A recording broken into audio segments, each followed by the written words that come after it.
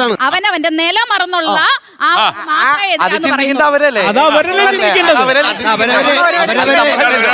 ഒരു ഫോട്ടോഗ്രാഫി ചെയ്യാനായിട്ട് ഒരാളെ ഏൽപ്പിക്കുമ്പോ അത് ഏൽപ്പിക്കുന്ന ആളാണ് തീരുമാനിക്കുന്നത് എങ്ങനെയാണ് വേണ്ടത്.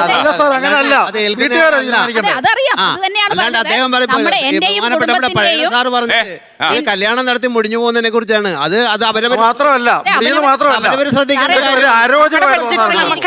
അത് പറയുന്നതിനകത്ത് ഒരു അന്യായമുണ്ട്. കാരണം നമ്മുടെ സംസ്കാരം അനുസരിച്ചിട്ട് ഒരു വിവാഹവും കുടുംബജീവിതവും അനിവാര്യമാണ്. എന്ത് സംസ്കാരം? അനാവശ്യ ചെലവ്, അനാവശ്യ സംസ്കാരം. എന്റെ കുടുംബത്തില് എന്റെ അപ്പന് താങ്ങാനാവുന്നതിൽ കൂടുതൽ ഭാരം ഞാൻ പറഞ്ഞല്ലോ. എനിക്ക് ആവശ്യത്തിന് ബഡ്ജറ്റ് ഉണ്ടെങ്കിൽ ഞാൻ നല്ല ആർഭാടമായിട്ട് കല്യാണം നടത്തട്ടെ. എന്റെ ബഡ്ജറ്റ് ഇല്ലേ, നമ്മൾ അതുപോലെ ചുരുക്കി ചെയ്യാം. ബുദ്ധിപൂർവമായിട്ട് ചിന്തിക്കുക. താങ്കളുടെ കച്ചവടം കൂട്ടാനുള്ള തന്ത്രമാണിത് അല്ലേ? നാല് ചടങ്ങിന് റിസപ്ഷന്, അതുപോലെ തന്നെ കല്യാണത്തിന്, അതിന്റെ വ്യത്യാസം വേറെ ഡേ സേവ് ഡേറ്റ് എന്ന് വേണ്ട. മാഡം ഒരു കാര്യം ഓർത്തോളെ, ഇപ്പോഴത്തെ പല പിള്ളേരും ആഭരണമൊക്കെ ഉപേക്ഷിച്ചു, അതറിഞ്ഞോ? അല്ല, ആഭരണം ഇല്ലാതെ വരണം എന്ന് ആഗ്രഹിക്കുന്നത് അത് അങ്ങനെയും. പക്ഷെ അവർക്ക് ആഭരണം അണിയണം എന്നാൽ അതിന് ഒരുപാട് ബഡ്ജറ്റ് മുടക്കാനായിട്ട് സാധ്യതയില്ല, അവർക്ക് സാധിക്കില്ല, അല്ല താല്പര്യമില്ല. എന്നാൽ ഒരു കോൺഫിഡൻസ് വേണം. പുറം ലോകം കാണുമ്പോൾ നമ്മൾ ആർഭാടമായിട്ട് നിൽക്കണം, പക്ഷെ അതിനുള്ള ബഡ്ജറ്റ് അത്രയും മുടക്കാതെ നിൽക്കണം.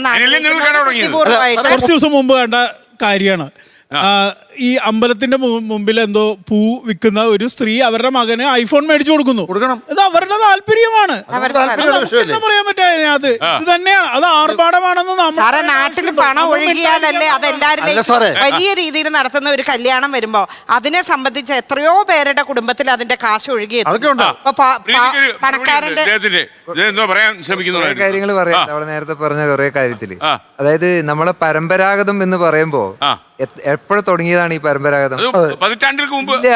ഇല്ല, നമ്മള് പൊടമുറിയായിരുന്നു ഒരു 50-60 വർഷം മുമ്പേ.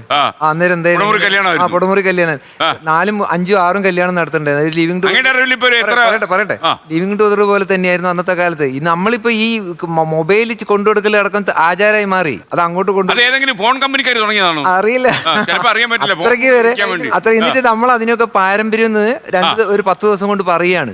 പാരമ്പര്യം അതല്ല, നമ്മൾ രണ്ടുപേര് ഒരുമിച്ച് നന്നായിട്ട് ജീവിക്കുന്നുണ്ടെന്നാണ് നോക്കേണ്ടത്.